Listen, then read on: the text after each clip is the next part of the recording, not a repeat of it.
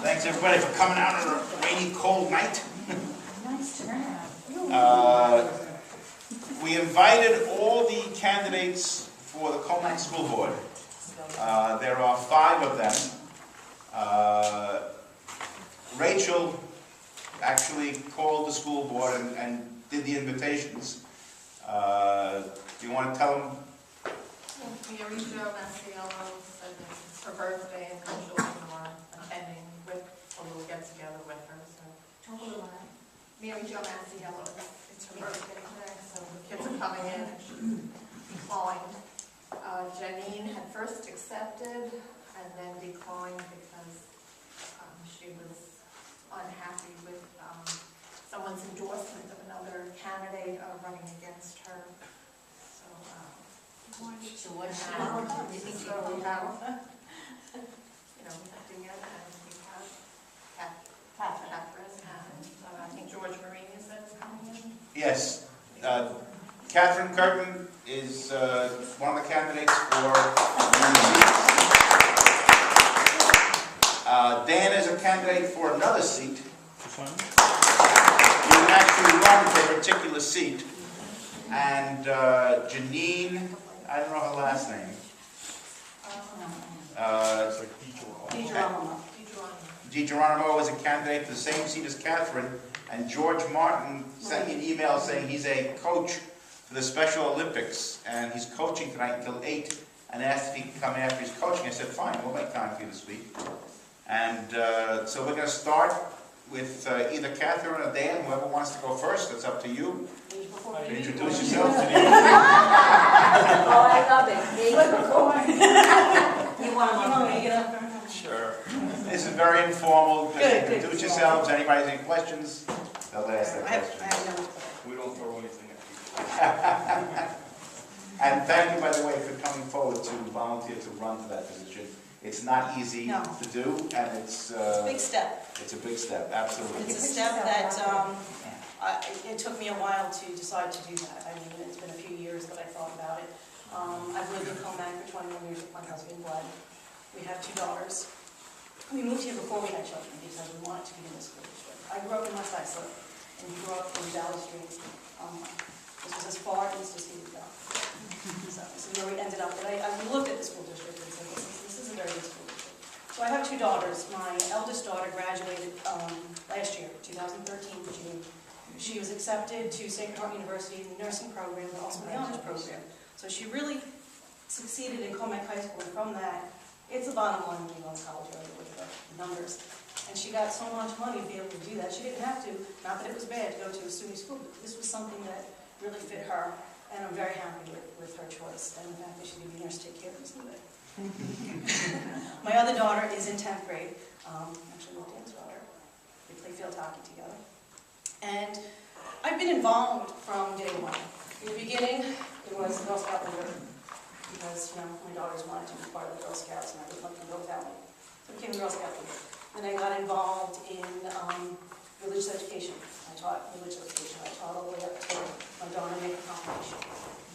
Then from there, I was on PTA members, committees, and let me do this, let me try this. I ended up as vice president at Commack Rolling Hills PTA.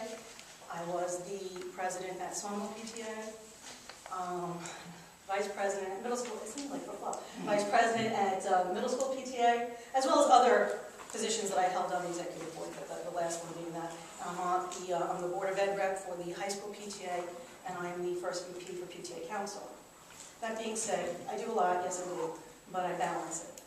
I made this decision to run for board of ed, and doing that, I had to put some other things aside. I'm not doing PTA council as of next year. I stepped off of that because I wanted to focus my time on the Board of Education. I've been going to meetings there since my kids have been little. I feel like I am very involved. I work as a community connector for the Commack Coalition of Caring. It's really hard because I say I'm Catherine Curtin. I'm a community connector. There's only 1 K in all of that, and that's my last name. But anyway, with that, as soon as I got the position as a community connector, I jumped right in, full force. What I would have liked from my kids when they started in the middle school? A transition program. That's so good because it's such a stressful year. That's a big transition. Granted, from Rolling Hills to Sawmill, because they had to go upstairs, was really hard for me. But going from the intermediate school to the middle school was also a big step. So with that, as soon as I started as a community connector, we implemented the first transition night, where we have workshops with parents. We take the two intermediate schools together, get the kids together, besides being on the soccer field, because that's the only place that South and North get together. So we've done that. This year will be our third one, and it's been a success every year. We've had it double in size every year. From that, my second year, I went to the high school and said, we need to do it here too. I wish they had it for my kids, because it was a big thing.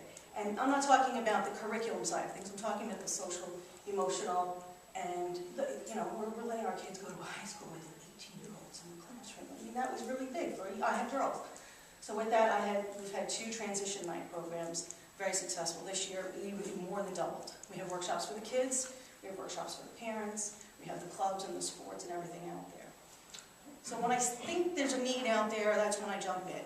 My daughter plays field hockey. There's booster clubs for every single sport, except for field hockey.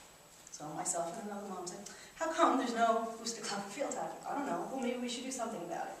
We advocated, we started a booster club, we fundraised, we advocated for new uniforms, which varsity gets the uniforms for us, that's just the way things go.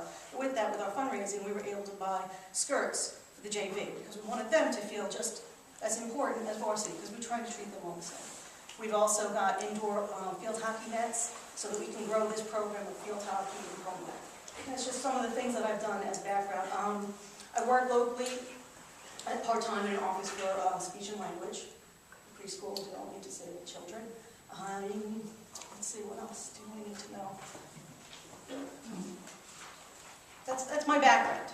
I decided that I wanted to do this after discussion with my family, first of all, if they would be okay with me doing something like this. Because doing that, I would have to step down as a community connector. So that's another thing. If I become a board member, I would step down as a community connector. I would still do whatever needs to be done in our community, because I love our community. And I feel that I have a common sense approach. I've worked on the budget process in all the committees that I've ever worked on. I've chaired the Founders Day dinner for 400-something people every year for the past 4 years. So I know how to work with people. I'm open to listening to what anyone has to say, and I won't make a decision just like, I need to hear all sides before we make a decision on things. I'm not someone that will talk badly about someone else. I'm not like that. I'm here, this is who I am, and I think I would be a fresh face, a good eye, sensible person to be on board with education. Thank you. Anybody have any questions for Catherine? Sure. Vito? I see you deeply involved with your children and a lot of children's programs. Great. I'm familiar with the Marion Call farm and the will Yes. that she willed the farm to the residents and the children of Commack. Right. My children were not able to In 1969. So the school has been taking care of the Marion Call farm, which goes back to before the Civil War. What are your feelings about that, the school? Well, I'll go back to 2010 and I had the vote, which to me came out of nowhere. People were asking me because I was very involved. They said, well, what do you think we're going to do? I can't tell you what to vote for. I'm just going to tell you that I'm not going to vote for something that I don't feel there's enough information. They didn't give us enough information for that vote when that went out there originally to sell the farm. And other people are like, well, it's money for the district. I said, well, I don't know what's going to go there. We have a lot of development. Unless they plan to put some senior citizens so they don't have to pay school taxes and live there, I don't know that it's beneficial to anybody. At that point, that was just my feeling at that point. Looking back, my kids didn't benefit. They didn't get to go to Marion Call Farm. We walked to Hoyt Farm. Yeah, it's strange. I'm sorry. You know why kids can go there? Because it wasn't Closed. It's closed. I know. I think that we really have to work with the town historical societies that are out there. I know the state government is getting involved with the lawsuit. And that's another thing. I haven't really heard any more on it this year. I feel like it's gone to the back burner. I'm not really sure. I'd like to know what, they talked about a buyer. Who are they talking about? Who's looking to buy it? I mean, can they gift it back to the community? I don't know all the legal part of it. Can they gift it back to the community? Because that's where it should be. It should be part of our community. I think we need to preserve our history. Right. We have enough development. We really definitely need to preserve our history. That's how I feel. Any other questions? You've been very involved with PTA, and you've been very involved with Commack. How do you say, are you independent? Would you say you're lockstep with what the board does? How do you view yourself? I'm independent. I'm not on the board with someone. I am not running with someone. There are two PTA people that are running. You know, I know Janine. I respect Janine. I don't really know George, but I respect him for coming up. I'm just me, Catherine. I want to work on the Board of Education because I want the children of Commack, like my neighbor who has a 3-year-old and a 1-year-old, to be able to have the type of education my kids have. But I also look to this side of me, and I see my neighbor who is a veteran, who is a widower, who is on a fixed income. And I know that he can't be paying all the taxes all the time either. So yeah, there's got to be a balance. Well, I don't want to cut program. You know, when our last superintendent retired, they gave him $800,000. Good sweetheart kiss goodbye. $800,000. This superintendent has been getting his contract renewed with 5 years. So that if perhaps he would, we wouldn't want him, we'd have to pay him off for 4 years. That's what this board has been doing. How do you differ with that? Or do you? I'd have to hear why. I don't know the whys. We don't get the whys. I'd like to know the whys. I'd like to understand it, but I would also like to go out to everyone and say, okay, well, this is what we're thinking. Are we allowed to talk about that? I don't know. I mean, I've been on the board before. I don't know what the rules and regulations as a member. Am I allowed to talk about a vote like that? A budget, yeah. But I really think that it has to be more in line with what the community wants. I don't think that the board can just decide willy-nilly. I hope that I would be there thinking about every person around, what would they want, what would they want, what would they want. If I'm allowed to ask them what would they want, then I'm certainly going to say, listen, this is something that will work. What do you think? What do you think? And from all the input, come up with what I think is right for me to make a decision based on what everyone in the community wants. Any other questions? Question Teresa? regarding in the past, especially prior to this year, majority of the votes were all by majority, everyone agreed. Would you be that one person that said, like we've been seeing lately, no, I oppose, I'm not going along with the... Oh yeah, if I did, definitely. Because that's a big part of it, is the fact that we want to see that you guys are put new people up there that are willing to stand up. Can't always be in agreement with everything.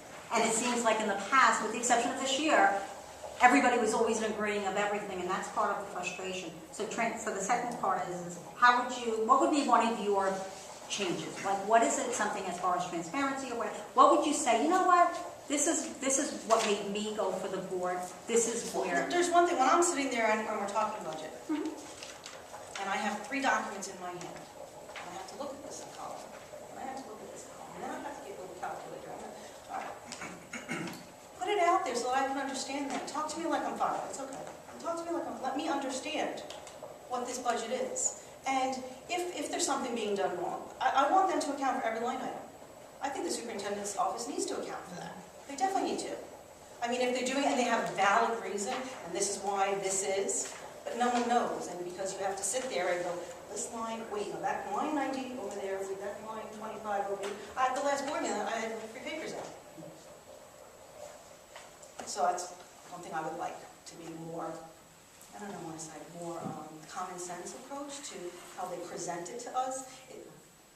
I've said it in the past, we've had meetings with, on some of the PTA committees that I'm on, we have liaison meetings where we meet with the superintendent, and we just say, listen, and we just say, this stinks. I won't use bad words. This stinks. You can't do that. This wouldn't work. Don't even think about putting a budget out there that's above this percent. That's what we're hearing is not going to work. We can do that inside at a liaison meeting, and we have done that in the past.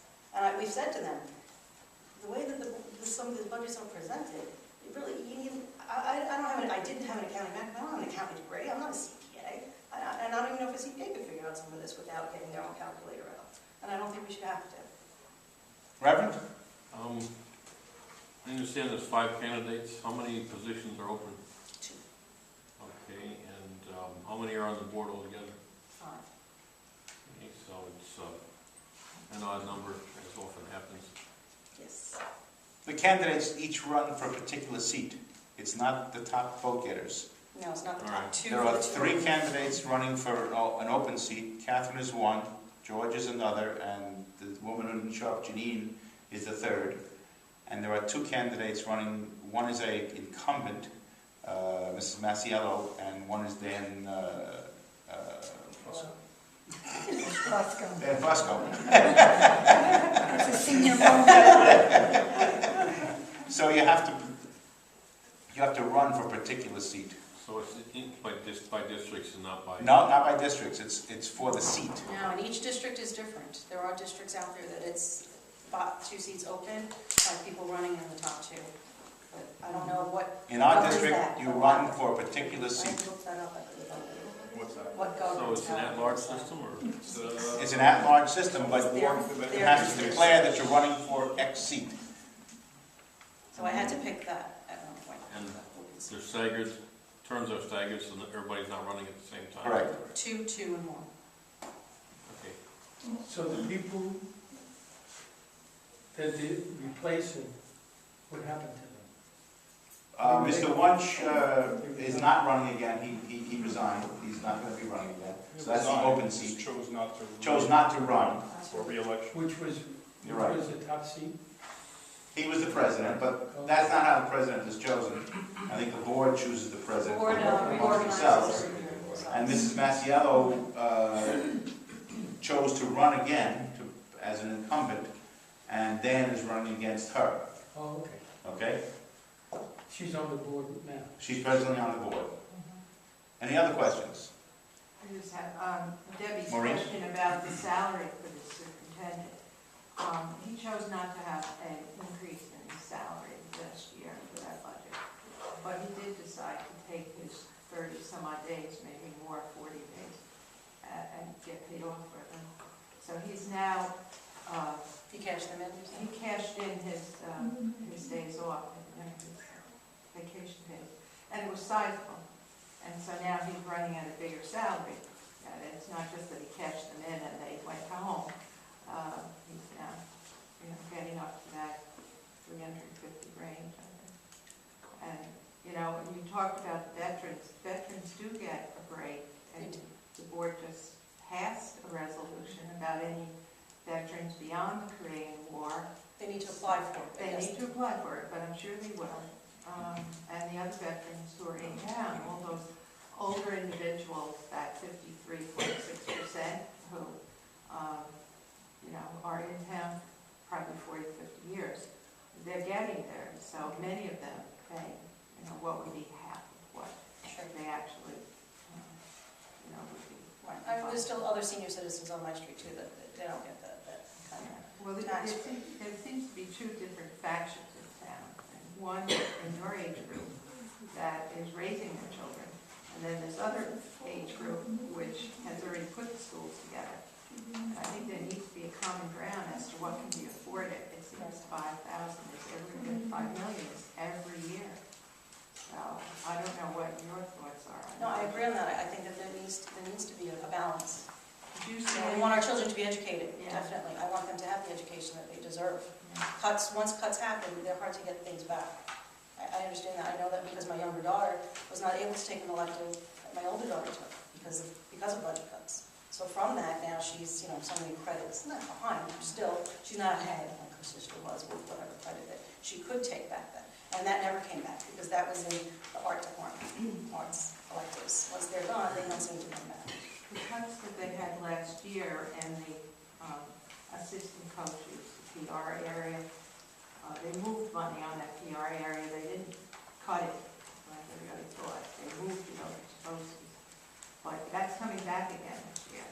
And all those cuts seem to have made it back into this The budget. assistant coaches, that I thought was 2 years ago, but Well, it might have been 2 years, but all that money, that one is with the assistant. which is good for the kids. True, the safety of the children. They're not increasing the number of kids that can be on the team, but for the safety of the children that are on the teams, from what I understand, what we've been told, is that it was more of a safety concern to have the assistant coaches.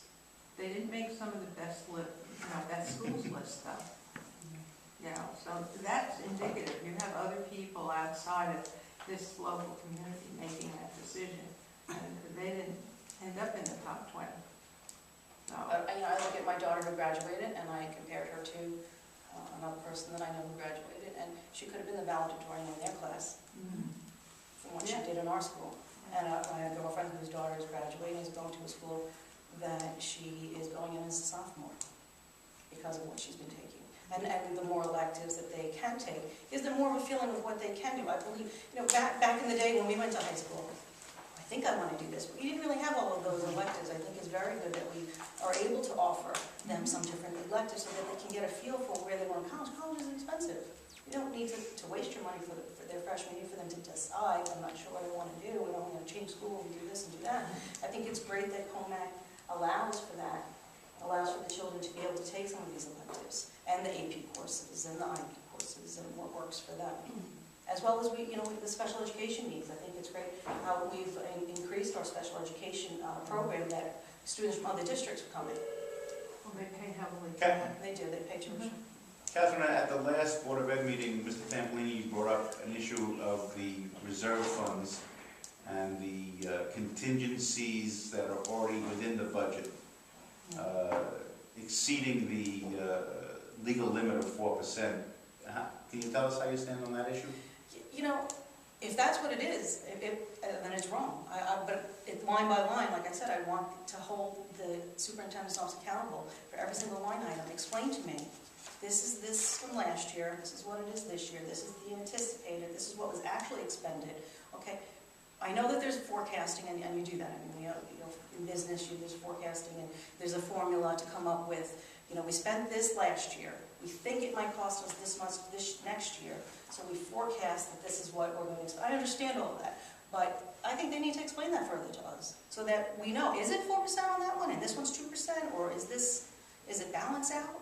Well, every line item, I think, should be explained. Well, In that respect, because when they get down to it, it's 3.43% at the end. Right. One of the items he presented was a memo from the Assistant Superintendent for Business, which showed, what was it, $4.5 million that was, had the word contingency as these line items in the budget had contingency amounts of $4 million altogether. And there was also a $6 million reserve fund for contingencies. And the explanation, I was at the meeting. Yeah, I was there too. Right, the explanation to me was that, well, it's not really contingencies, Semantics. but every year it has been thusly done. Right. So I was just wondering if you were on the board this year and you saw that memo and that discussion, what would you do? I would have agreed with Mr. Tampolini if that's exactly what happened, and I was in that meeting and this is what it said. Mm-hmm. Then I would disagree and say, why, this is wrong. You cannot put this out there if we're talking over $4 million contingency, but you have contingency, double dip it. That's not, that doesn't work. Okay, that was, in other words, it does come down to a vote. The budget, the board has to vote on the budget. Right. So you would say, no, we can't have that budget with this. Go back and redo it. Okay, that's what I wanted to know. One more question. That's why I said I wanted to explain line by line. No, I understand. That was line. I might be okay, but I might be okay with this line item. I No, understand that. I meant on that particular, those particular lines. Those line items, right. Last question. Last year, a librarian was cut, a part-time librarian. The way you increase, it's all the research shows that librarians bring up the reading score in that school. If you have a very active librarian, they bring in technology, the subject matter, and reading, and create programs within that school that promotes learning. So here we are, paying all kinds of money and then putting it aside, but we don't want to promote learning. I know, because librarians are one of the key building blocks in a school. And all the research shows that. So Is there a question in there? okay. Something, this is, I I agree, reading is the basis for everything, reading So for math. I reading for want science. to know if you're just saying how the other schools, and there are 20 who are named, how can we improve if we're going to cut significant staff? What would you suggest? That's a hard one for me to just say, how do I improve it? Without looking at everything. What school were they cutting that librarian from? At what point You weren't were told. they? I know, exactly, and I don't know. I don't know what school levels. If it's at the primary, they need them at the primary levels. These are the kids learning how to do those math problems, and if they don't understand how to read a math sentence, when they get to fourth grade, they're never going to get it because they've lost it. They need to get it at the lower levels. Of course, when they come up to the higher levels, they're more independent. They should be reading. But then they're But- doing research, and But they're doing research, yes. and they're learning how to use their technology, and they're also combining all the subject matters together. So that the librarian becomes a different resource. They're now called media expert. I forgot there's a title for the librarians now. It's no longer just a librarian, as we knew them.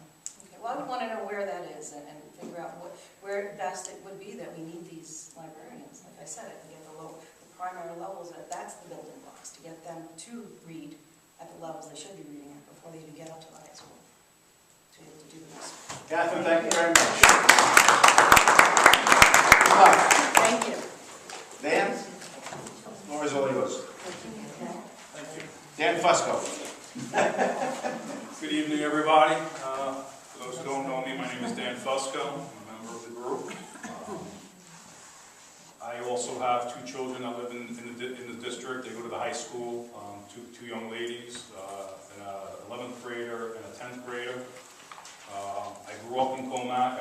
I've lived here since I was 6 years old, so that's a little, I don't want to see out my age, but it's a little over like 42 years. I have many sister-in-laws and other extended family that live in the district.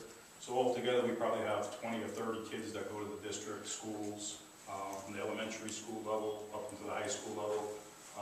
Several of them have graduated through the high school. They got an excellent education in the district. That's what I want to see continue. I want to see the kids that grow up in this district continue to get an excellent education. And in fact, I'd like to see them get possibly a better education than what they're getting. We seem to have a lot of money in this district that goes unspent every year. And I think rather than just rolling it over and rolling it over, that we should maybe expend what the administration asks from the taxpayers, maybe to spend that money on the kids so we don't have cuts and such. So I'm not a great public speaker, as you guys can tell, but all right, some of the issues we have in the district are, I think we touched on the reserves. I think Bruce mentioned we have three areas that I continually see every month when I go to the Board of Education meetings, and especially around budget time. What we have is we have a bank account where we're allowed to keep money in the bank, and there's a statutory limit as to how much we can keep in the bank. You can't keep an unlimited amount of money in the bank. You're limited to 4% of your total budget. So if, for argument's sake, you had a $100 million budget, 4% would be $4 million, if my math is correct.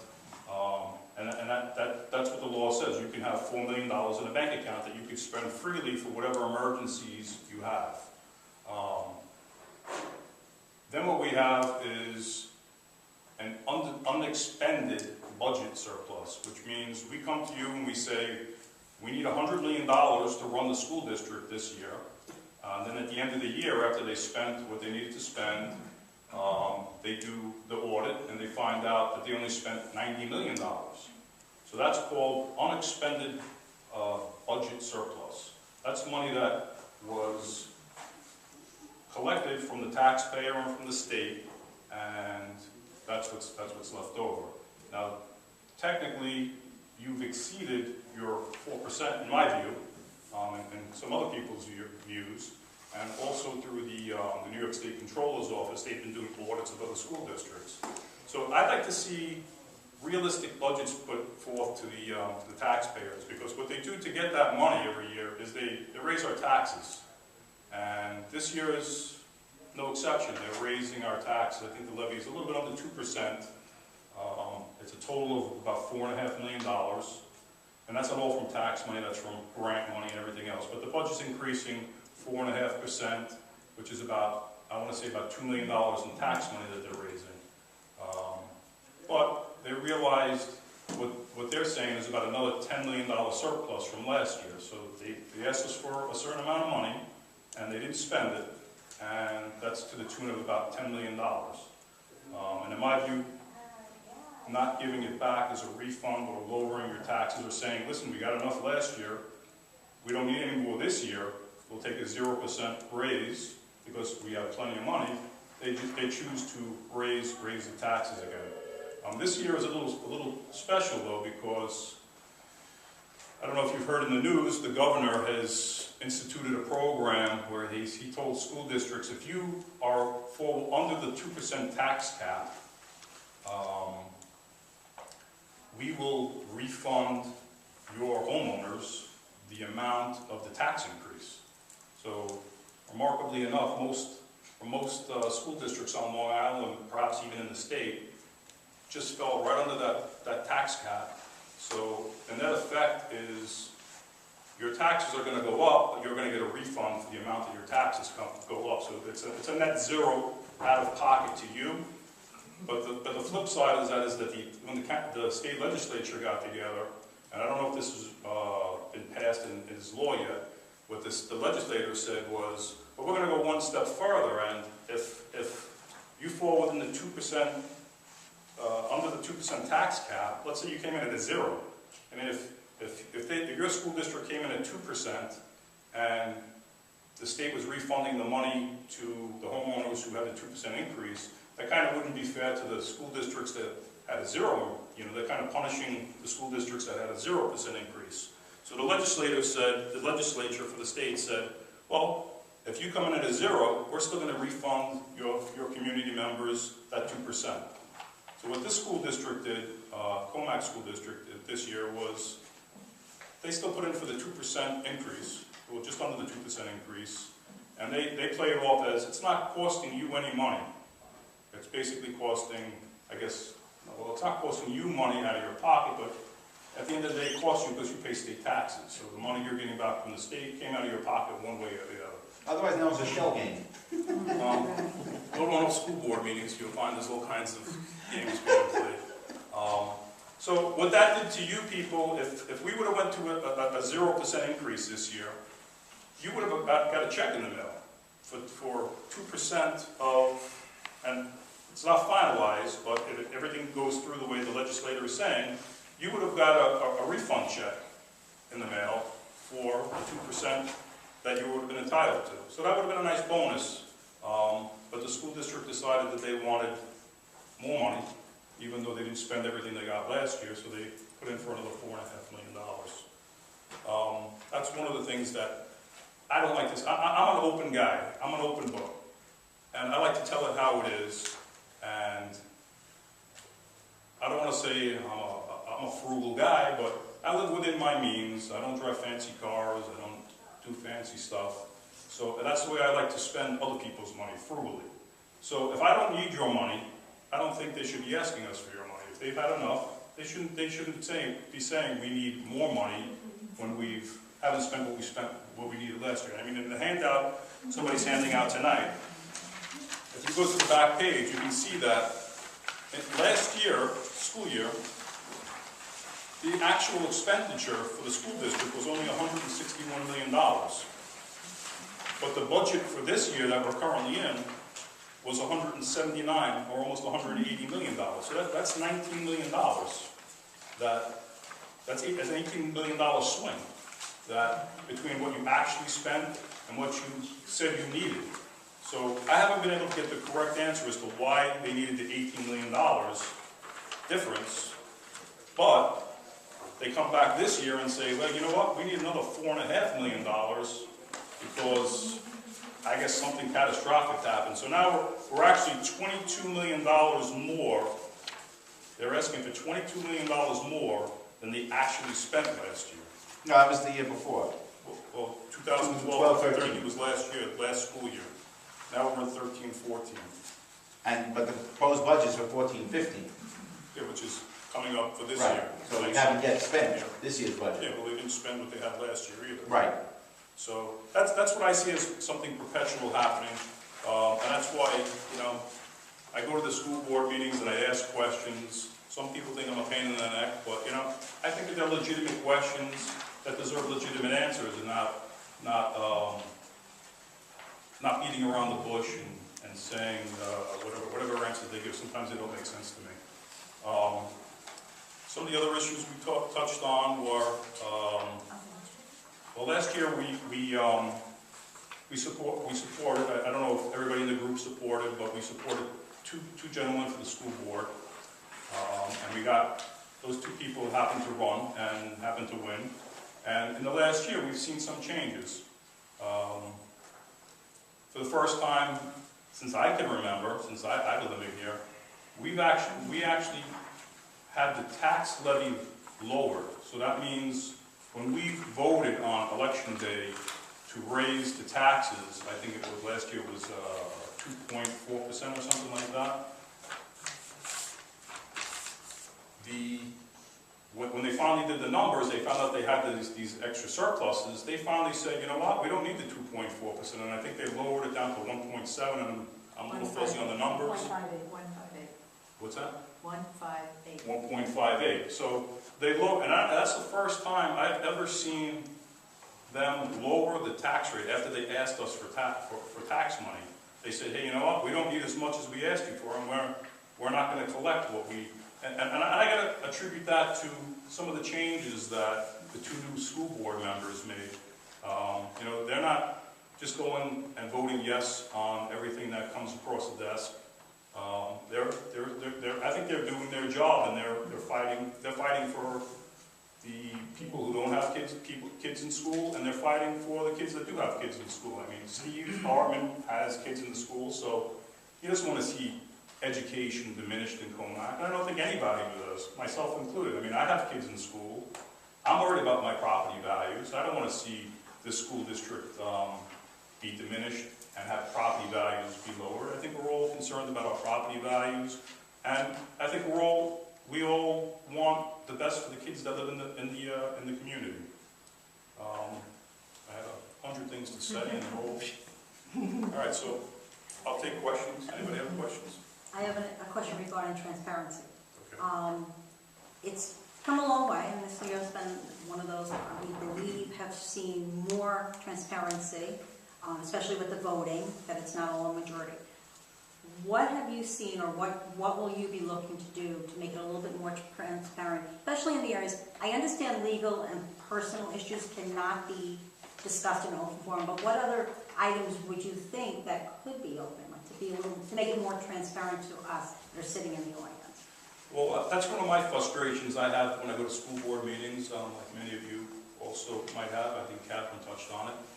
Is when you go to a school board meeting, you don't really hear much. All you do is basically hear a quick vote on this, a quick vote on that, and it's all unanimous. At least that's the way it used to be.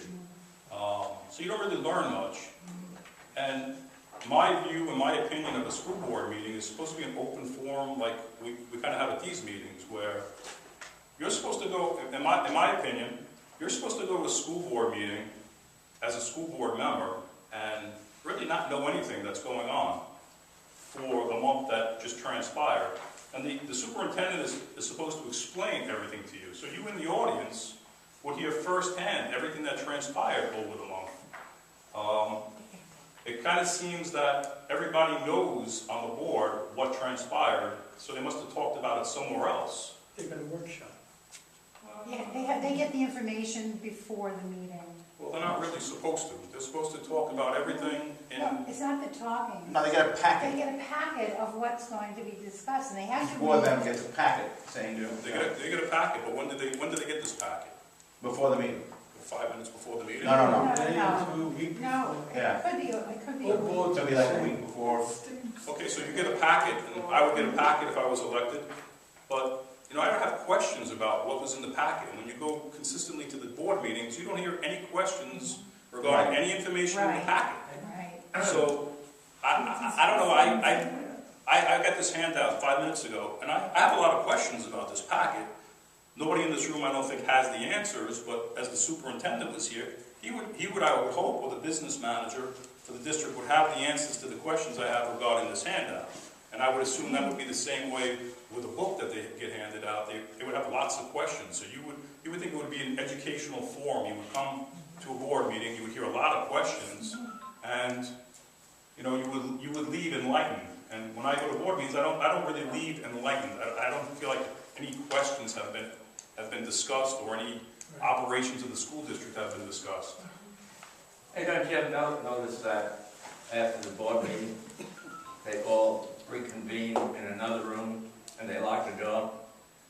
That's the personnel. Is that where all The the transparency goes? That's called executive session. And there's only 4 or 5 or maybe 6 legal reasons why you can go into an executive session. It's to discuss legal issues, personnel issues, or a problem with a particular child. So other than that, everything else is supposed to be discussed in the public forum. Yeah, that's why I feel that I think, misinterpret the term transparency. Once they go in their room, everything becomes opaque. Yeah. You never hear what's going on in that room, or as a result. But one of the things I found disturbing was I was doing a lot of traveling out of town, and sometimes I wouldn't be able to make a meeting, and now I felt I was missing something. So I had made the suggestion maybe 2 years ago, could you guys videotape the meetings and put them on the school website so that people who are on the train right now coming home from work, who just missed your meeting, they could go on their computer at their leisure and watch it, or watch it at their leisure. And I was the same way. I was up in Boston, and I said, I'm missing the meeting, and now I don't know what happened. So I made the suggestion, and for 2 years I've been fighting with them. I mean, it's as simple as putting a camera on a tripod, downloading it onto a website, and then you just click on a link and you watch it. And for 2 years they've been fighting.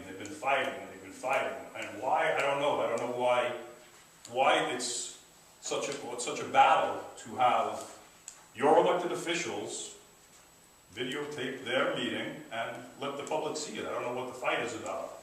But this year, just two meetings ago, they finally relented to an extent.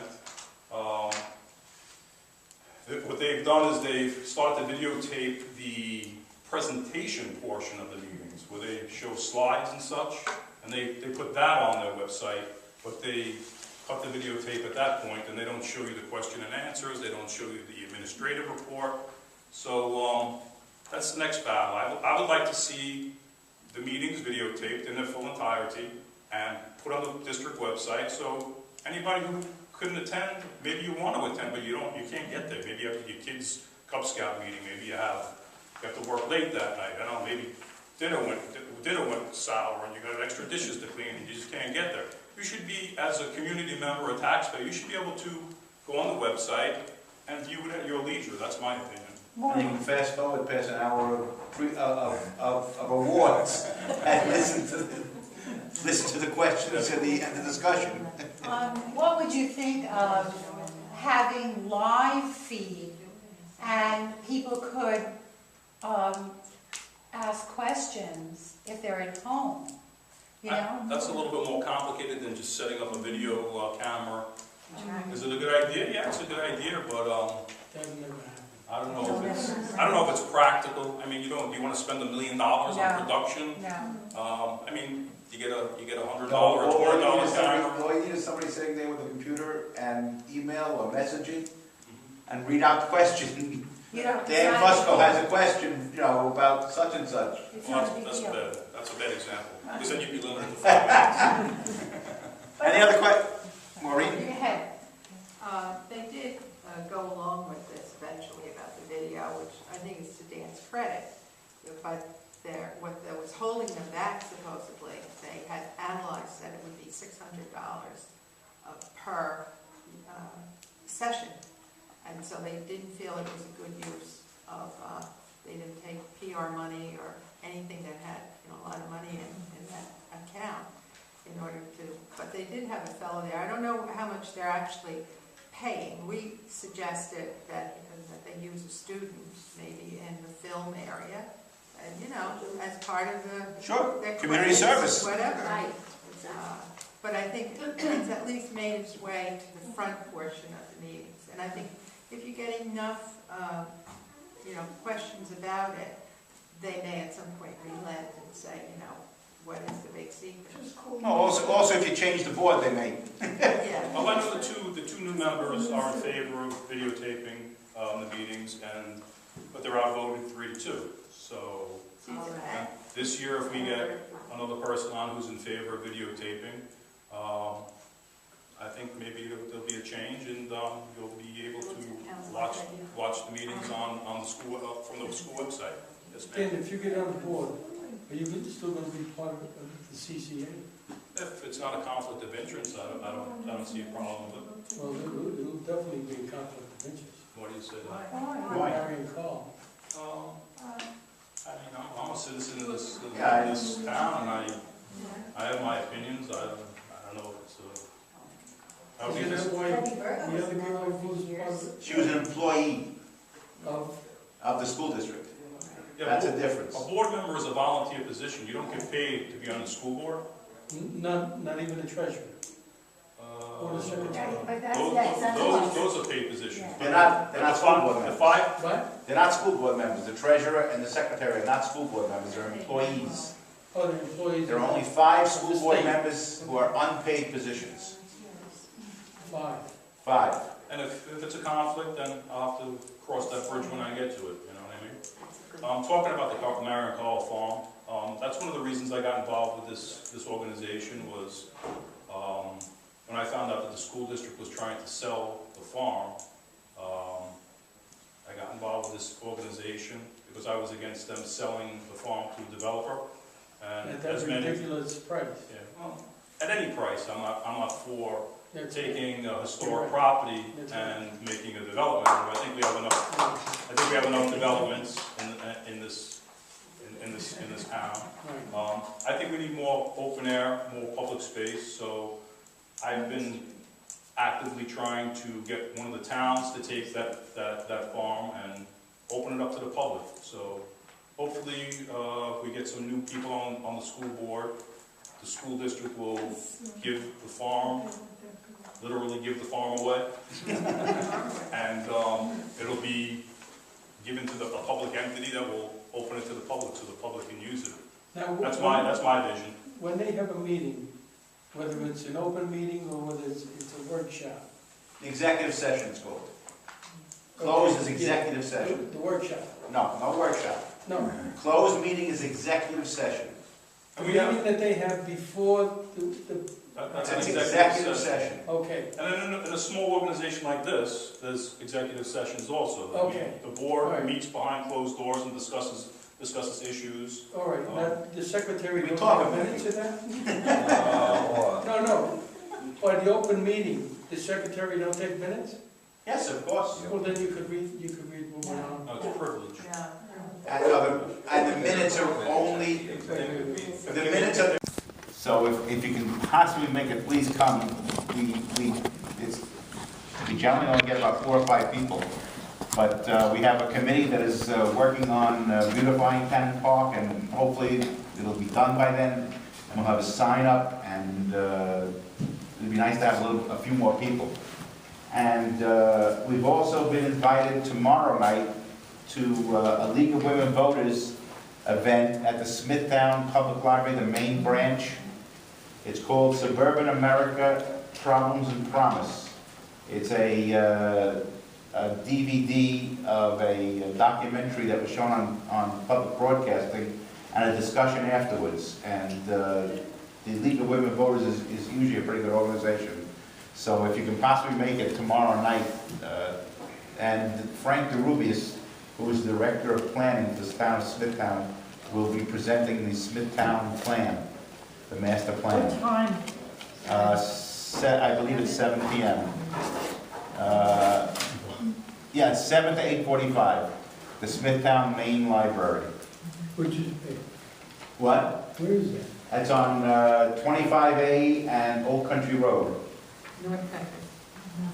North Country Road, not Old 111 Country Road, North Country Road, thanks. 111 on Main Street. Excuse me? 111 on Main Street in Smithtown. 111 Main Street. I wanted to ask Catherine as to when she was up. You have a decreasing enrollment that's happening in town, and we were at 7,500. We're going to be in a short period of time, 6,500. Do either one of you anticipate rearranging some of the schools so that one of the schools will then be taken out of the mix? Well, obviously, if you don't have enough enrollment to fill all the schools, you're gonna have to shutter a school. I mean, something's gotta give.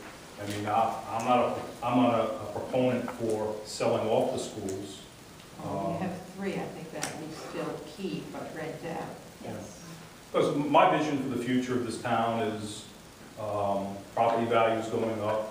I'd like to see this be the number one, the number two rated school district in the country, and have people want to move to this district, and, you know, hordes of people with children coming.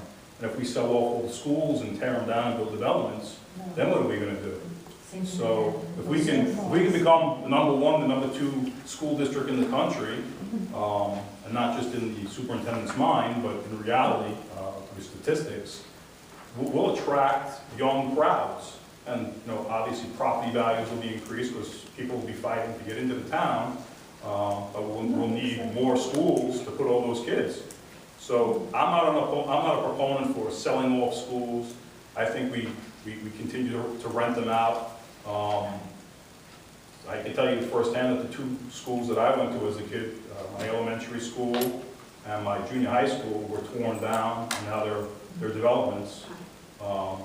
Just next door here, there's a couple of more schools that have been torn down and are now, you know, other facilities. So we've sold a lot of schools. I mean, if you go to Hubs for a meeting, and you look at the wall, we had like something like 20, 25 schools, and now we're down to, I think, 6 or 8 schools. So we've sold off a lot of properties in the school district for developments and other purposes. So if enrollment, I mean, you're not going to have 10 schools if your enrollment goes down to 1,000 kids. You're not going to have 100 kids in each school.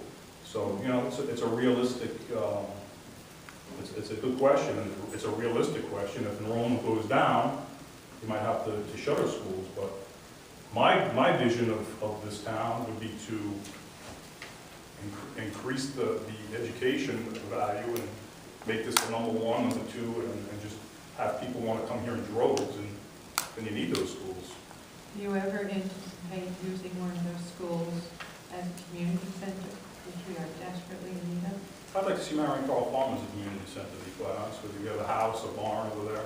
So that's one of the things that I was proposing to the towns, was saying that we don't have any sort of community center in Commack, and I think that's a viable, one viable idea for the farm itself.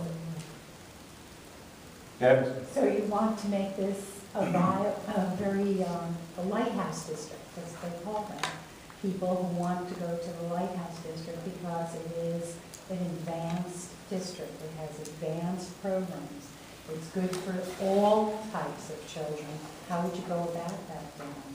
I don't know, you're asking board, and one person on a board is not going to make the decisions. How would you inform yourself? I do a lot of research whenever I'm interested in something. I do the research. How do you get to that goal? First, I got to get onto the school board. And then it's a collaborative effort with the other 4 members and the administration of the school district. Good So, answer. but yeah, the lighthouse.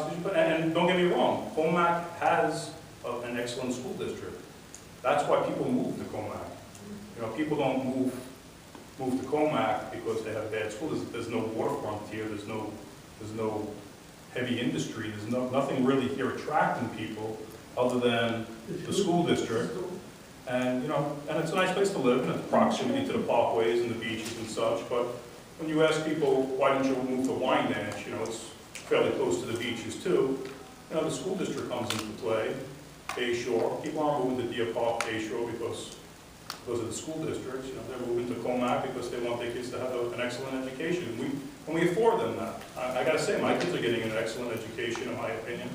But I think we can do better. I think we can give kids a better opportunity. And with that, I want to cut myself off because I don't want to take more time than I did find it. Okay, why don't we take a break, have some coffee, and maybe George will be here. And if not, we have some business to transact.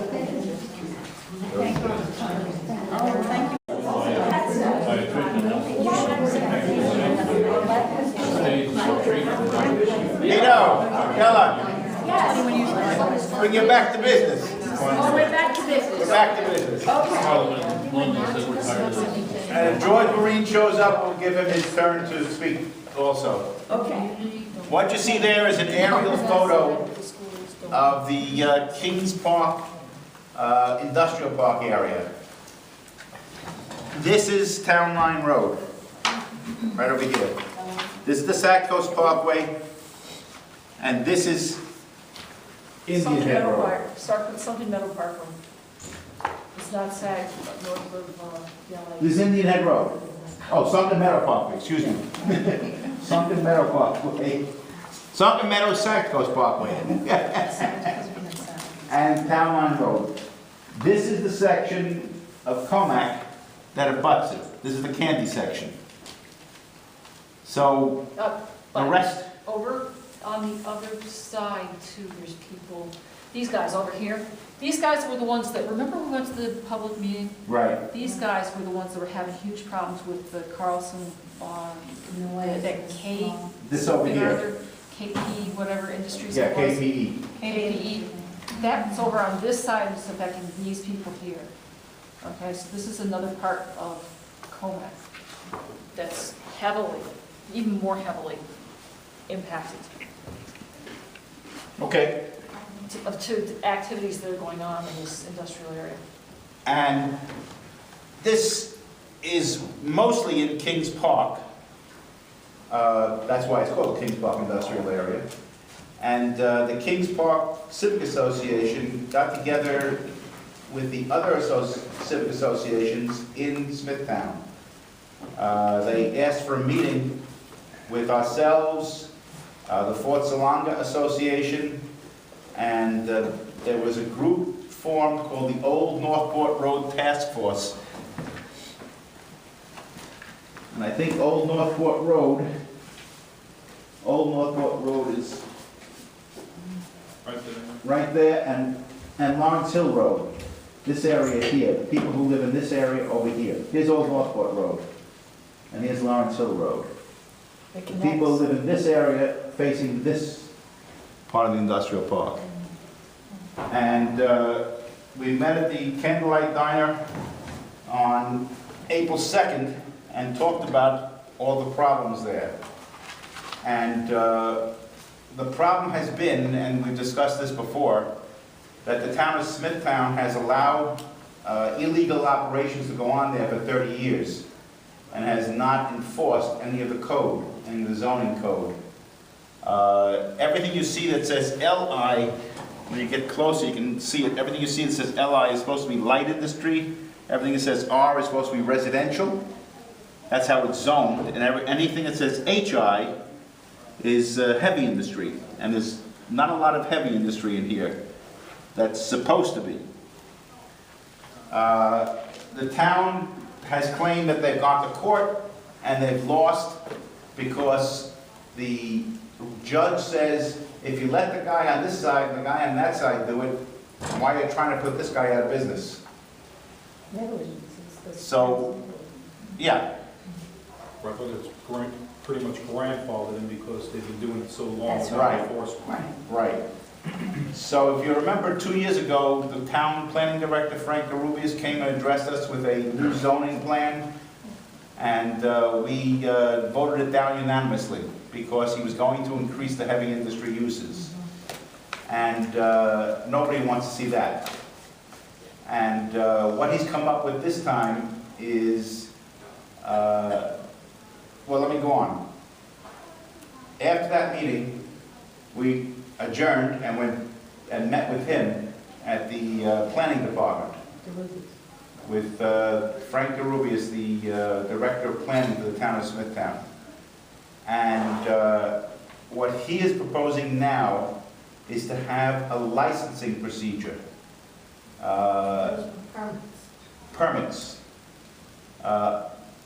to do certain activities. And the owner of the land would have to put up a bond of a couple of $1 million. And if they exceeded those activities or didn't do what was in the permit, then money would be taken out of the bond automatically. The question I had for all of them was, if they haven't enforced this for 30 years, what's going to make them enforce it now? And the answer Mr. DeRubia said is, I'm not the enforcer. He said, I'm only the planner. And I think what's going to happen is that we're going to have to go down, if we want to make a change here, we're going to have to go down in force when the town discusses this, and it will be coming up soon, within the next couple of months. And I'll send everyone an email saying when the meeting is, and as many as possible have to show up. Because this is one of the major reasons for our problems with Town Line Road. This is one of the major reasons for the people who live up in that northern section having the odors they do. There's a property up there, the Carlson property, they've been there forever. They're up in this area, and they do mulching. They get the huge trees in and they chop them up and make mulch out of it. And that's kind of a smelly operation. And they also, for the last 30 years, have been doing what's called sand mining. Sand is a valuable commodity. And they have gone down 75 feet below grade level. So up there is a huge pit, 75 feet deep, where they've sold the sand. And reusing that for something else becomes very difficult when you're 75 feet down. So I wanted to let you know that this is coming up. The other civic associations are all aware of it also. And we will invite Mr. DeRubius here to present his new plan when he finalizes that. Anybody have any questions about it? Down by Long Island Expressway, exit 52 years ago, they had the mulching plant right behind us. Mm-hmm. And the smell was so bad. Oh, yeah. They got them out of, you remember that? Yeah, yeah. They got them out of It's still there. No, where? By the stag took over park by South Carolina. Yeah, it's still there. I smelled it in the morning as I drove by. I don't smell it at all, man. Yeah, well, these folks up there are getting the odors from the mulching that's done by the Carlsons. And as Wendy pointed out, the folks who live here in Commack are looking at huge piles of dirt. No, hang on. Okay, go I'll show you back. what's going on. Here. All right. Last year, we went to a planning board meeting, and these folks over here, these guys own some of the newest properties in Commack. They're like 25 years old, okay? You know, in terms of a large-scale development. They went in. Country Woods? Country Woods. These are Country the Woods? Country Across the Woods street from area, Country okay? Woods. Country Woods, I think, is over here, yeah? Yeah, on the other side. Yeah, on the other side, and this is, Indian Woods, it's called. this is Longhouse Way, okay? The very nice houses off of Longhouse Way. These folks were talking about what was going on with this KPE. KPE Industries, which was this site? Is it this site? I thought it was more on the Lawrence Hill Road side, because they got Yeah? an injunction against them. No, I don't think so. But Okay. anyway, these people were saying that they were paying over $20,000 a year in property tax, and they were like hearing dynamite in their backyards. Because all of a sudden, the grandfather clause kicked in when this property transferred, and these KPE people are saying, well, this activity's always been going on continuously, so because of the grandfathering of Smithtown, we've bought this property, and now we get to go ahead and go back to doing the things that were done in the 60s and 50s on this land space, which included dynamiting out sand, apparently, because these people were reporting that they lived there for over 20 years, and they'd never heard anything. And all of a sudden, they were putting up with unbelievable amounts of machinery, noise, and blasting. They're also doing concrete crushing. And concrete crushing, that was the other big thing. And they were saying, essentially what went on was the people that held the land had parked materials that they had constructed and parked equipment there. So therefore, because that was, a parking lot for these items, that was in the continuation of the industrial use. So these people have had a rougher time than anybody I've heard about anywhere, okay? In my neighborhood, okay, I'm over here, and I walked along here this past winter, and these folks over here face onto this industrial property here. This is a gravel storage area, okay? It's dirt storage area. From this road surface, looking back on these people's property, because these are deciduous trees, which means they lose their leaves in the wintertime, their view out their back windows was of a 20 or 30 foot high dirt pile over in here. And there's about 8 houses that are impacted that way from this industry, and this all is the solid waste industry, because dirt is considered solid waste, okay? So everything that gets manipulated back there is governed under the solid waste laws. And so these people are being allowed to pile dirt up probably 75 feet, because this actual land space, you know how town line you go down, once you go past Northridge, you go down a hill? Mhm. They've got this dirt piled up that high that you can see that much of the pile in these people's houses, and they're before you go down the hill. So these guys are at the base of the hill, and they've got the dirt piled so high that you can see it 20 or 30 feet high from these houses. It's just crazy what's going on with what this industry is allowed to get away with in Smithtown. It's absolutely nuts, and these people are contributors to the traffic on Town Line Road. Another deal with the traffic on Town Line Road is that I got statistics. I had statistics on what was going on here. I got them from a DEC website. That site has been sanitized. The last 4 years' worth of records for the town of Smithtown for the solid waste industry has been removed from the New York State Department of Environmental Conservation website, along with other select industries, other select industrial facilities dealing with solid waste industry in Suffolk County. It's been obliterated from the DEC website records. Why? So you can't easily get it. You can get it through Freedom of Information if you want to spend your time and go to their office and make your own photocopies of these people's records that used to just be online. Easy to get from any computer, okay? They took them off for this industry.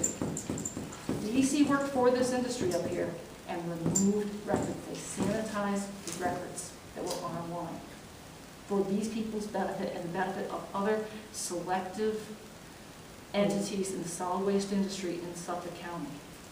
That's been done because the traffic on Town Line Road, 20% of the material that was up here, because I analyzed the records that were available that have been erased, 20% of the material that was coming up here and being processed up here is coming from New York City. They're getting a $65 per truck advantage to not have to cross the bridge and go over to New Jersey where this material really should be going. And at the same amount of distance, they could be over in New Jersey disposing of this, but they're coming up to Smithtown because they get a $65 reduction because they don't pay the bridge toll. Meanwhile, they rip up Town Line Road and they dump diesel fumes into your community. But He cares. Talking about Town Line Road, Yeah. you were supposed to call about the signage? Yeah, I put in a call to Rob Trotter. I haven't gotten a call back yet. I tried again this afternoon and, Wasn't that a Smithtown, isn't that a Smithtown issue? That Yeah. it's a signage issue from Smithtown? and Bob Semprini got in touch with Ed Werheim, who's the councilman, and hasn't gotten an answer back from him either. So as soon as we know, we'll get back to you. Vito? Yeah, where's that debris coming, the mountains of What is it? garbage? It's not garbage, it's dirt. Because when you construct something, you have to do an excavation, you have to remove stuff. Old pavement goes up there. Well, Broken dirt old is- pavement, Dirt is not dirt, because if dirt had any value, it would have been sold something wherever it came from. they need to get rid of it, There's a they need thing to called a store it. Superfund. Oh, no. Superfund is if you have a contamination problem. This is not contaminated dirt. This is dirt. They needed to build a cellar hole in Queens, so they dug out the cellar hole, and the people that build buildings don't deal with dirt, so they take it someplace where Okay, so it gets dealt with. it's really construction material. It's construction. It's not material. just dirt.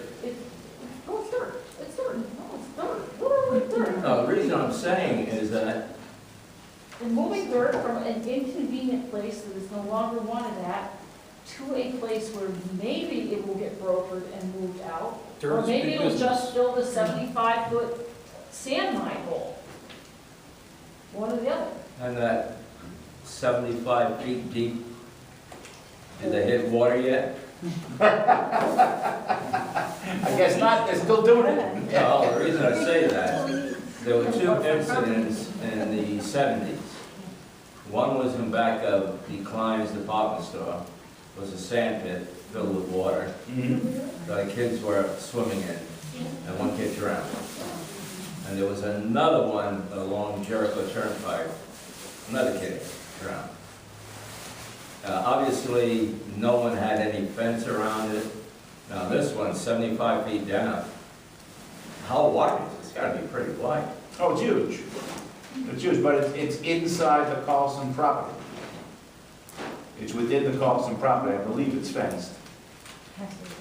Yeah, I believe it's It's fenced. gotta be a big fence. Yeah.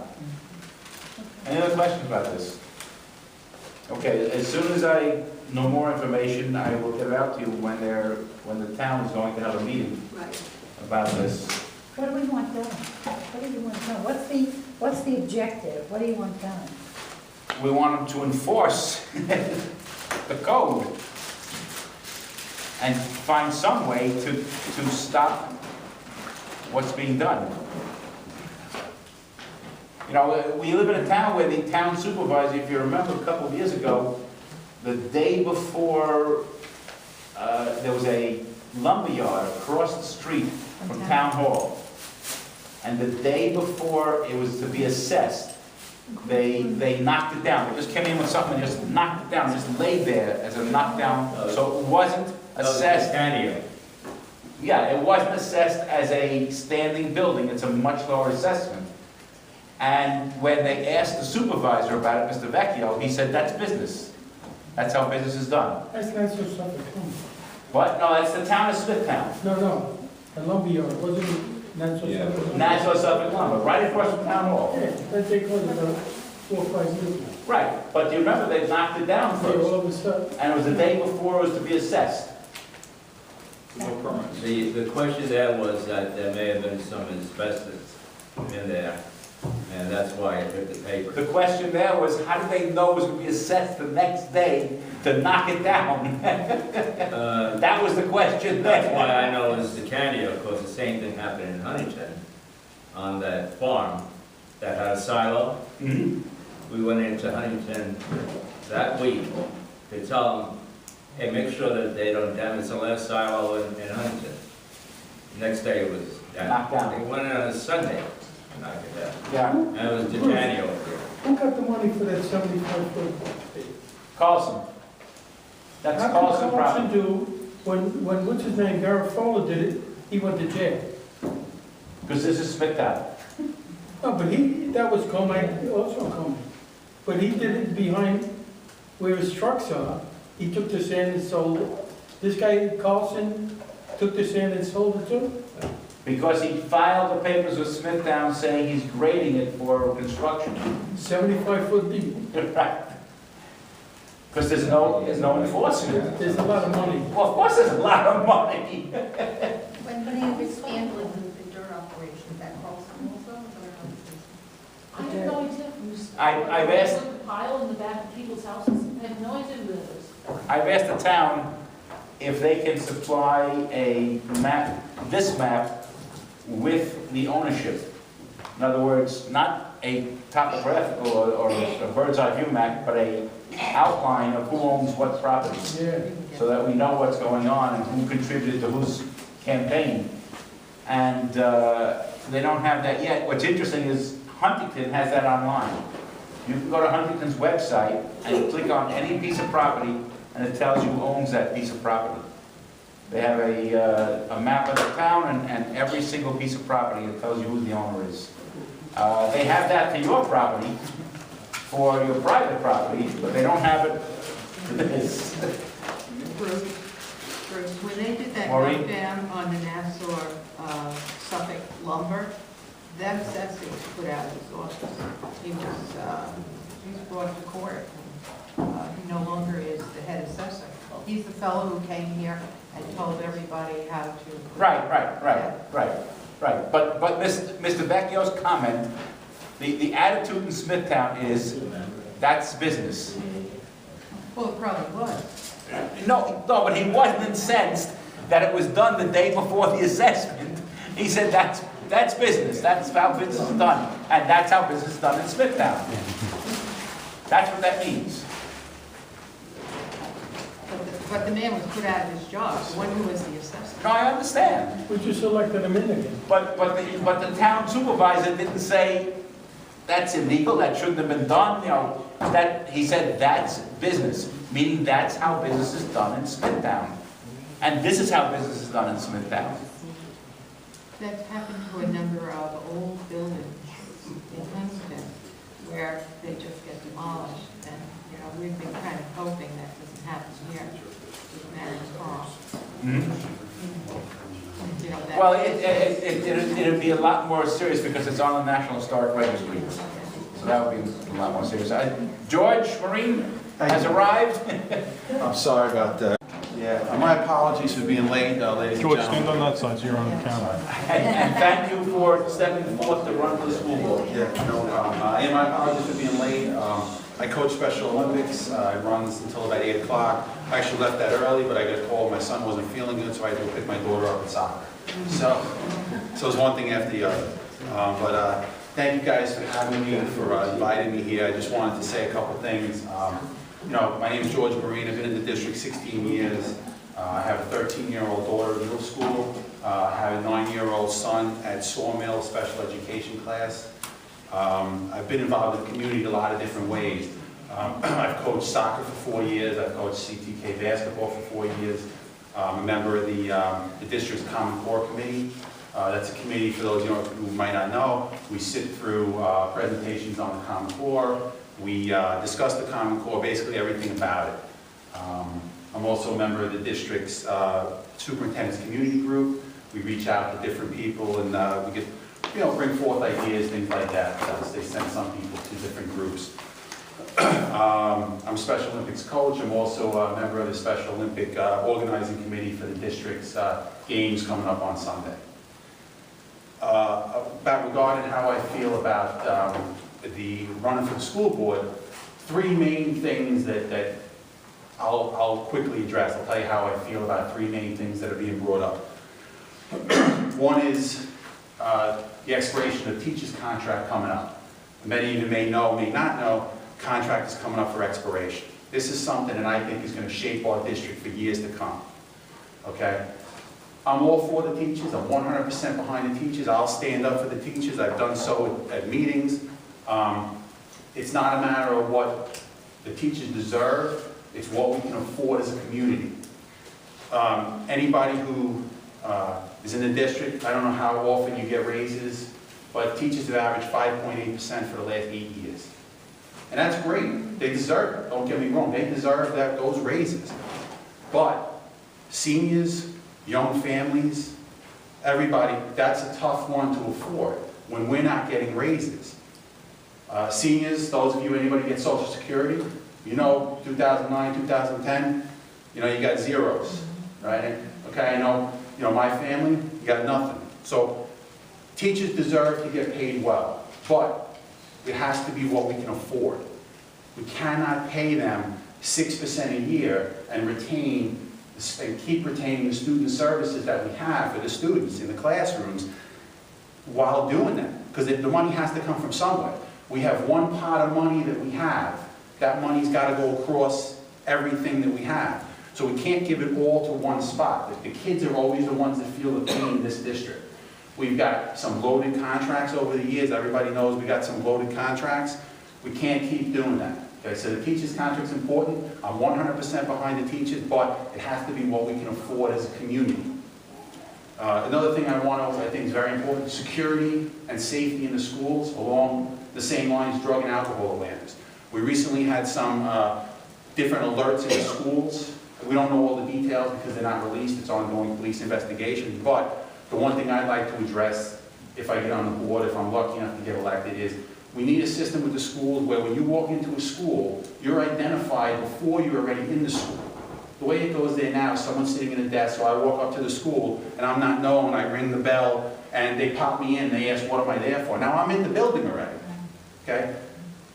It's all, like, if you're there to do something wrong, you're in the building. We don't have armed guards, we have very, very capable retired law enforcement, but once you're in the building, okay, so that's something I'd like to just at least look at. I don't know if it's the expense is prohibitive, I don't know, but at least I'd like to look at it. Drug and alcohol awareness, we need to keep that up. It's very important. There's too much in the district. When we have an area of the high school, behind the high school, that kids refer to as heroin alley, we have a problem.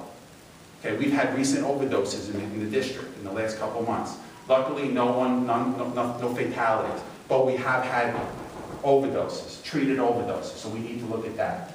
The third thing, important thing, and look, there are tons of things I can say, I can't tell you I want to look at and talk about. Third thing is Common Core. Okay, we need to talk about that more in the district. I sit on the committee.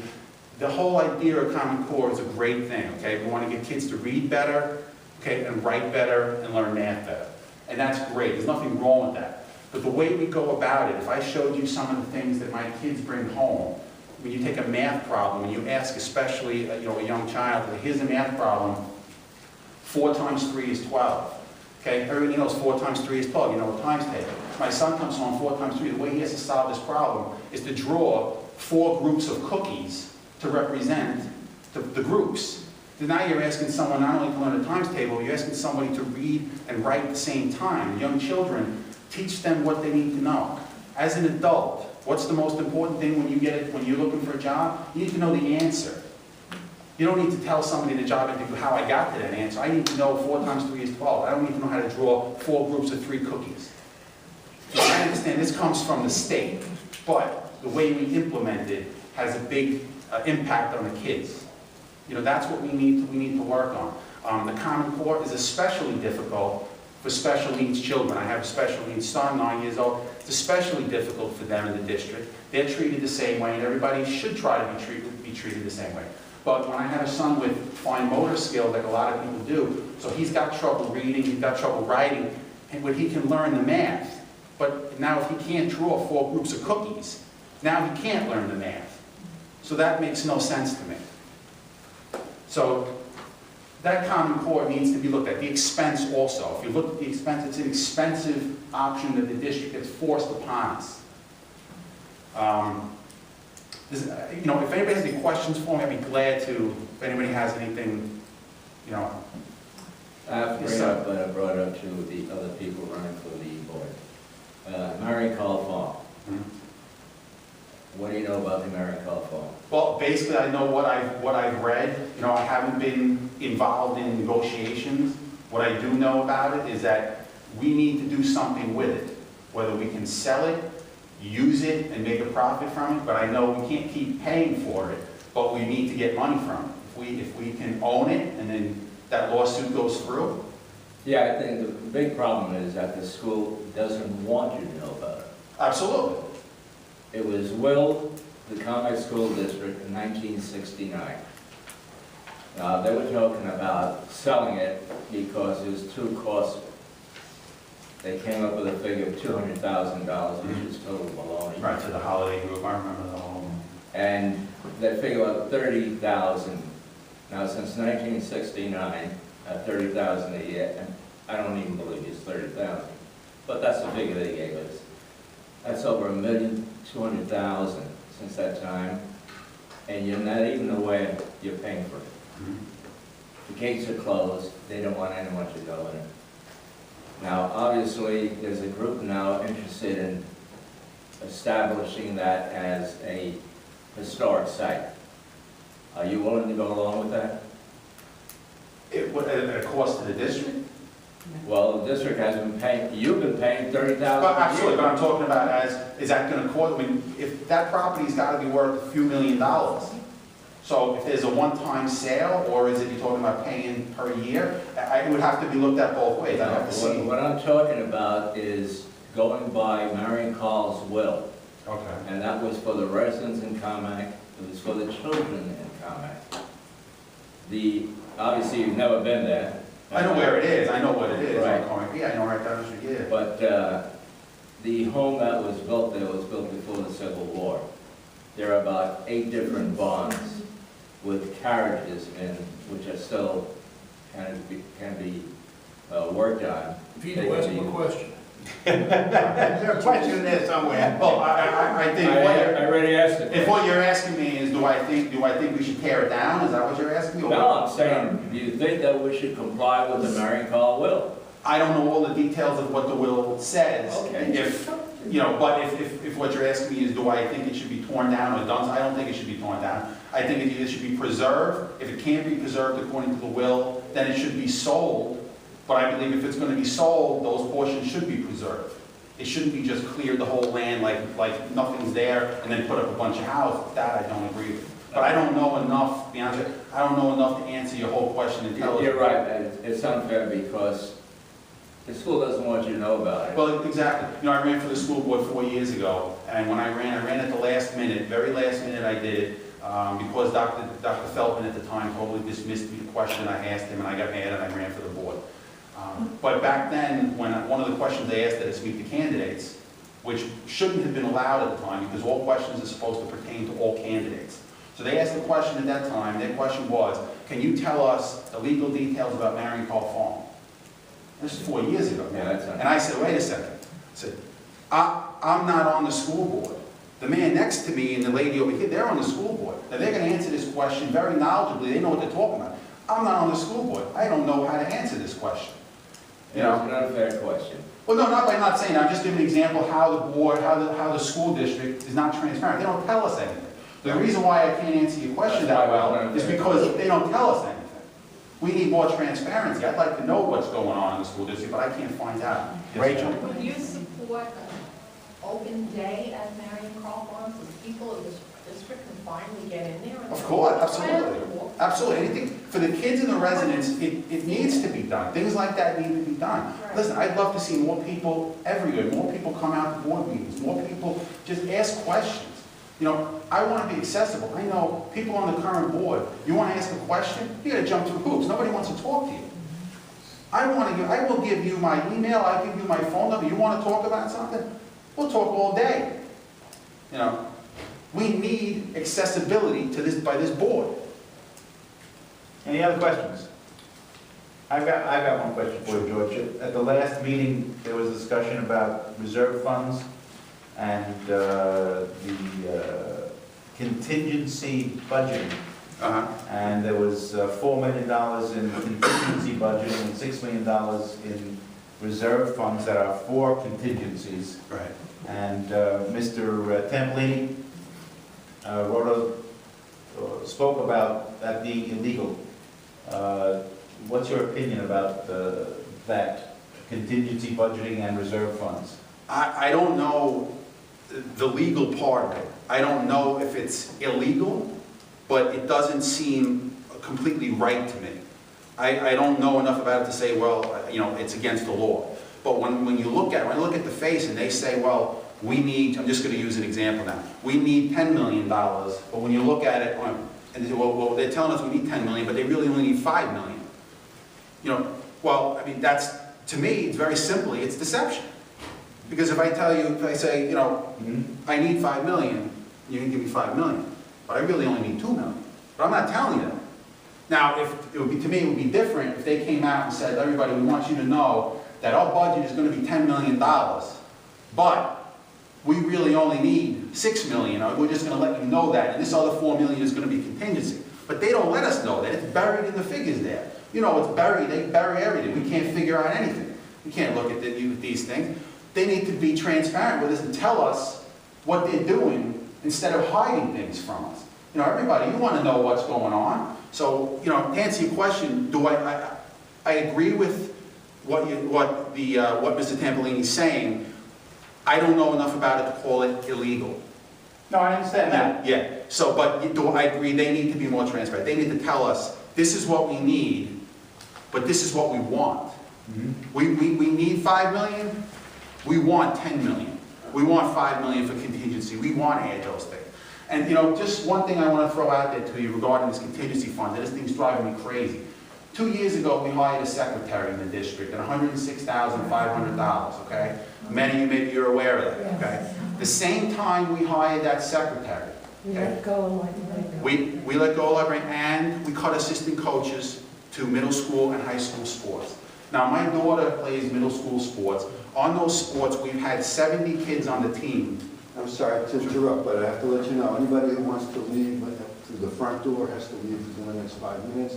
Otherwise, you'll have to go out through that back door. Thank you very much.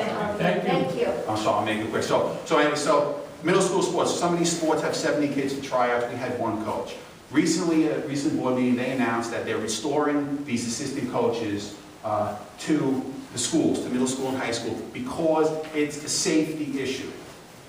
Okay, so now this was foreseeable. This is easy to see. 2 years ago when they did this was easy to see. It's a safety issue. 70 kids, one coach. How is that safe when you have one person working 70? Not safe. We knew it wasn't safe. They did it anyway. They hired a secretary at $106,500, new to the district. That was a slap in the face to the teachers, a slap in the face to all the residents and me. I find it insulting. I find it insulting that they gave this contract.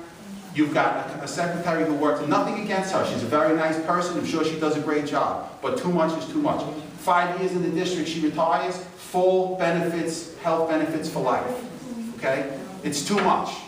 It's too much, and it's a slap in the face. If you're a teacher, you got slapped in the face. Okay? Because a lot of teachers don't make that, they don't get those benefits. And to the kids, with safety. To the kids, but now here's my thing. We have contingency funds. They just said it's a safety issue. They did it last month before spring sports started.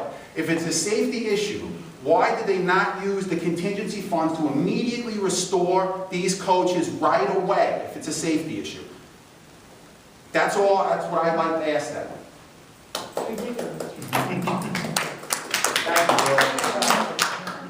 Rachel, got another question? This budget, as you know, is a mystery, okay? You know, you have an operational plan.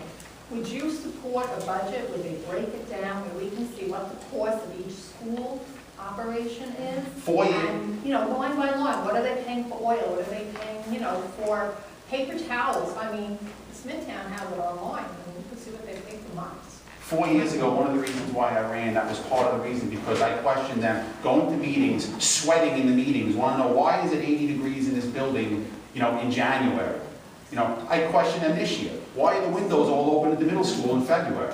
I question everything about it. It should be itemized. We should see how much we're paying for these things. It's not.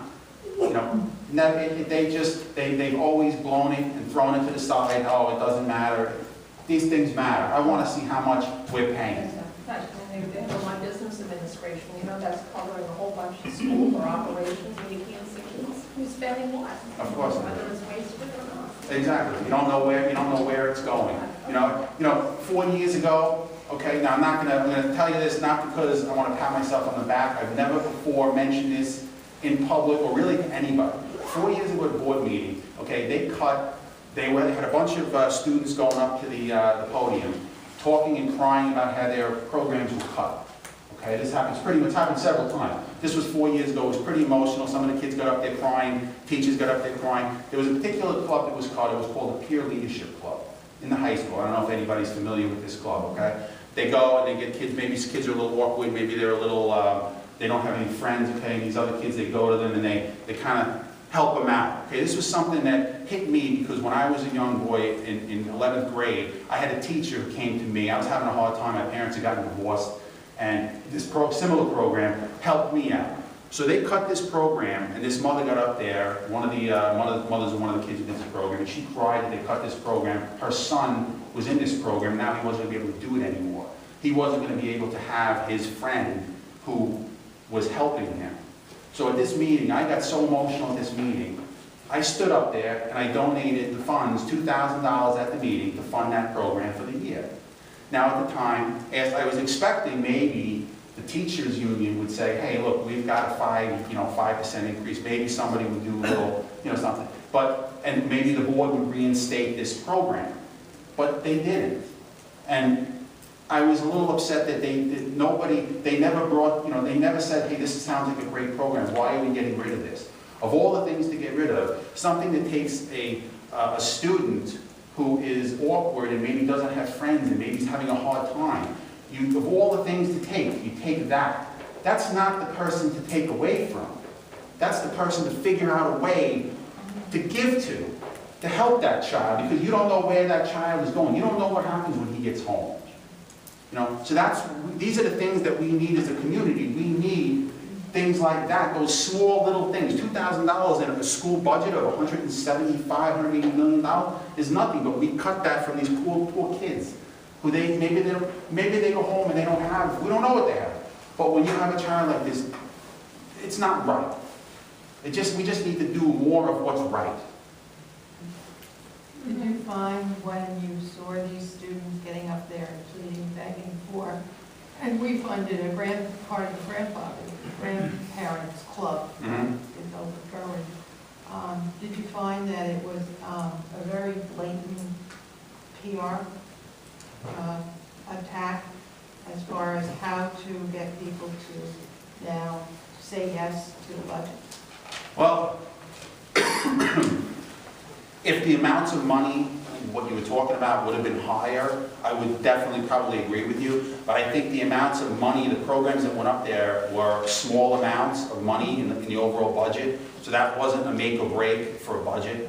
I think if you were talking about where maybe a program that cost $50,000 or some kind of sport, I think then it's really a big difference. But for such a small amount, where I've gone up there before, when I had this, several years ago with Felton, the reason why I ran for the board was because I questioned a state letter from the comptroller that questioned why the district did not have him account for two $9,000 expenses that he's supposed to account for. I have that letter, I have it right here. They asked him why he didn't account for his expenses.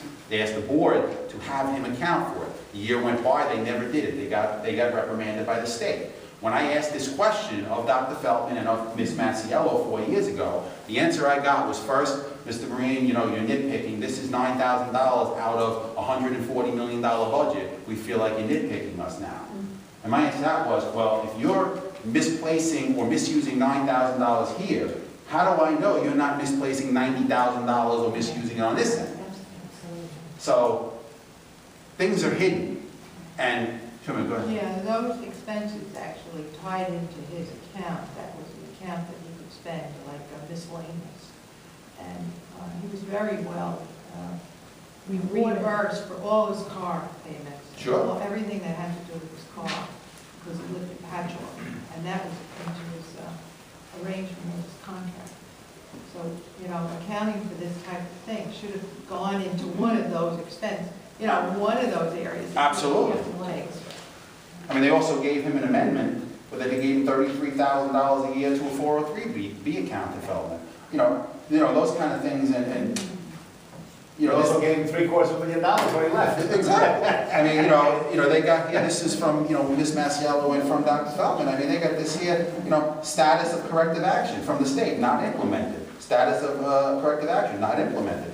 They didn't care.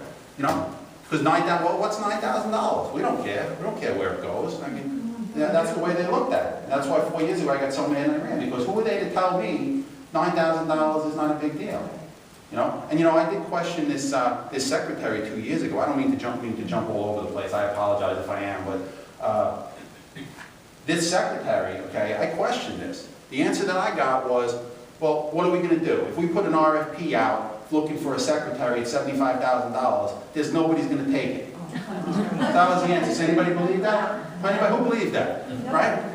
You know, 28 vacation days, 12 sick days, 6 personal days, you know, health benefits, 5 years health benefits for life, you know, life insurance policy, $75,000. Hell, nobody would take that, right? I mean, that's the answer.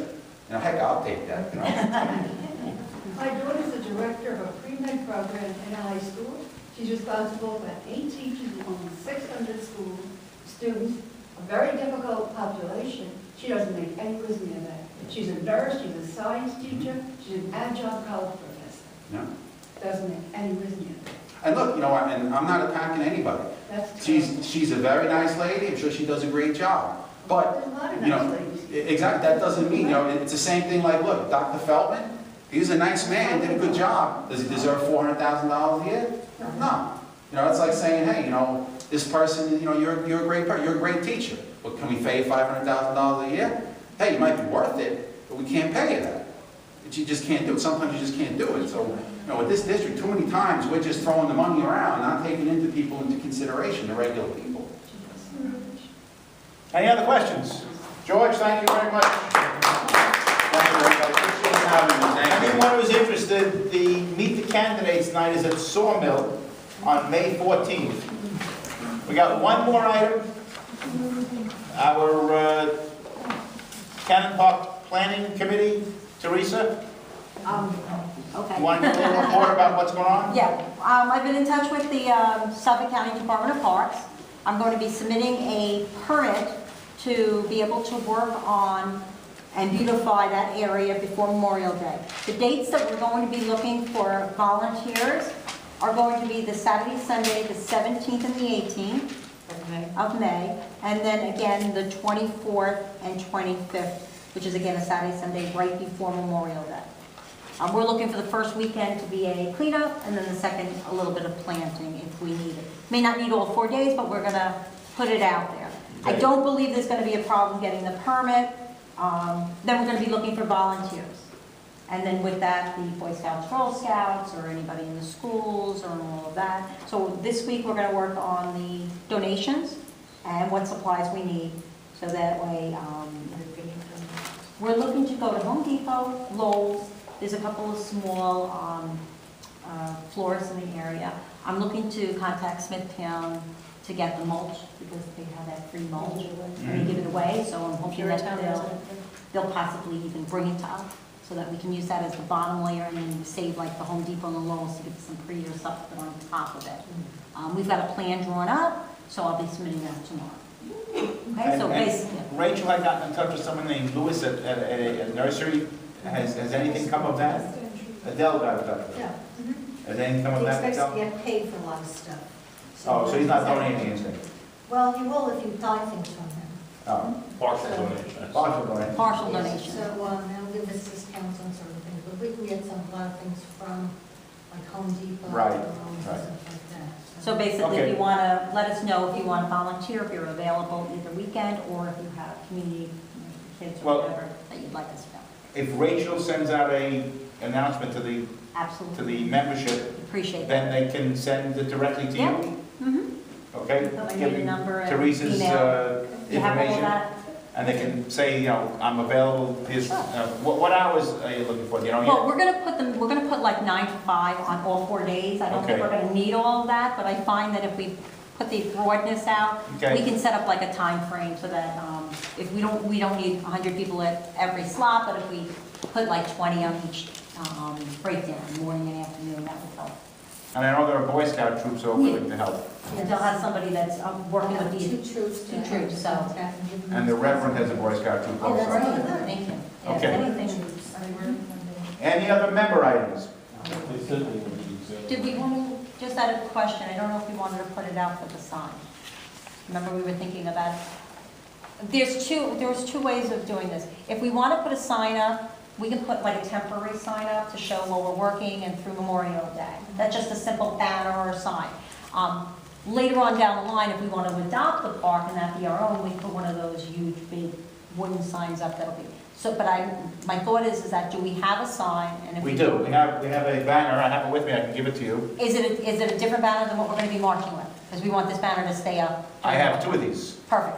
All right, so then we can use it, I can put stakes in it? Yeah, absolutely. Then we But don't is need it a gonna bunch for stay that. there overnight? See, the last time, Okay, see, Mike is... for the last time, we put a banner up, you know where, it used to be Sawmill, right, so where The old sawmill was. Torrid Has a and- fence. Right, and where a lot of the announcements for the Okay, yes, I baseball and understand. everything else, we put our sign up there, Mhm. gone the next day. Somebody took it down. Okay. Well, we can put it up while we're working. We can use it and put it up while we're working, Is and then it, just take it with us. is it two-sided? No, just one side.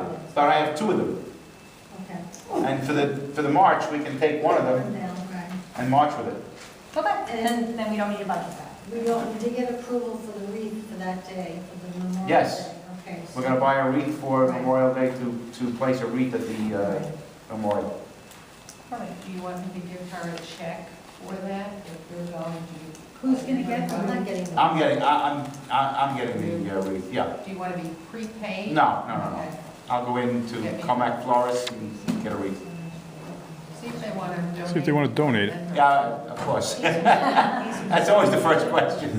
Acers? Oh. Any other member items? Who? Acers? George? Oh, the new one?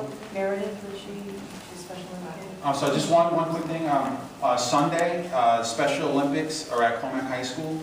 It's a pretty amazing event if you've ever seen it before. We're going to have about 500 athletes from around the region, all over the tri-state area, competing. We've got 450 volunteers from Commack. Pretty amazing. Wow. 450. We actually had to close off the volunteers.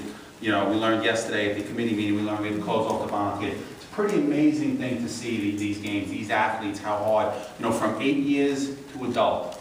Running with track and field at the football field. Yep, some of the events, Sunday, starting for the opening ceremonies at 9 in the morning. My sons will be one of the ones carrying the torch. So I'm very proud, my little 9-year-old. They're going to be carrying the torch. They have the opening ceremonies. They march across the track with banners, all the different towns. It's really a beautiful thing. The weather's supposed to be good.